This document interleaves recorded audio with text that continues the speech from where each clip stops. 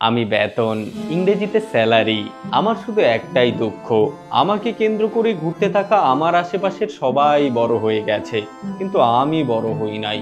বাসা ভাড়া, যাতায়াত খরচ, বাজার খরচ, বিদ্যুৎ বিল, মোট কথা দৈনন্দিন জীবনের সবকিছুরই মূল্য বেড়েছে, কিন্তু আমি বাড়ি নাই। বাড়তে যে চাইনি এমনও না, চেয়েছি, কিন্তু যখনই আমাকে বাড়ানোর কথা হয়েছে, দুইটা বাড়ি আর চারটা গাড়ির মালিক আমার বসদের ব্যবসায় নাকি তখন ভয়ানক লস হয়েছে। বিয়ের মার্কেটে কিন্তু আমার অনেক ডিমান্ড, কারণ পাত্রীপক্ষের প্রথম প্রশ্নই শুরু হয় বেতন কত দিয়ে।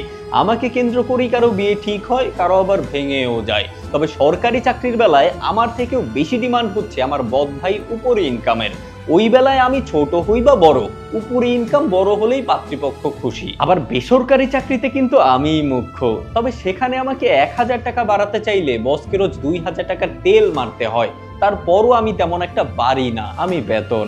আমাকে পাবার জন্যই মানুষের যত পরিশ্রম।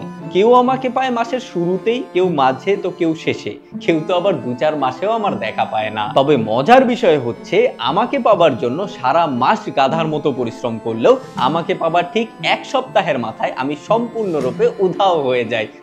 তারপর মাসের বাকি দিনগুলোতে আবারও আমাকে পাবার জন্য অধীর আগ্রহে বসে থাকে। আমাকে কেন্দ্র করেই নাকি মানুষের জীবন চলে, ভবিষ্যৎ নির্ধারিত হয়। আমিই কারো সুখের সঙ্গী, আবার কারো দুঃখের কারণ। এই ছিল আমার আত্মকথন। আমিই আপনাদের বেতন।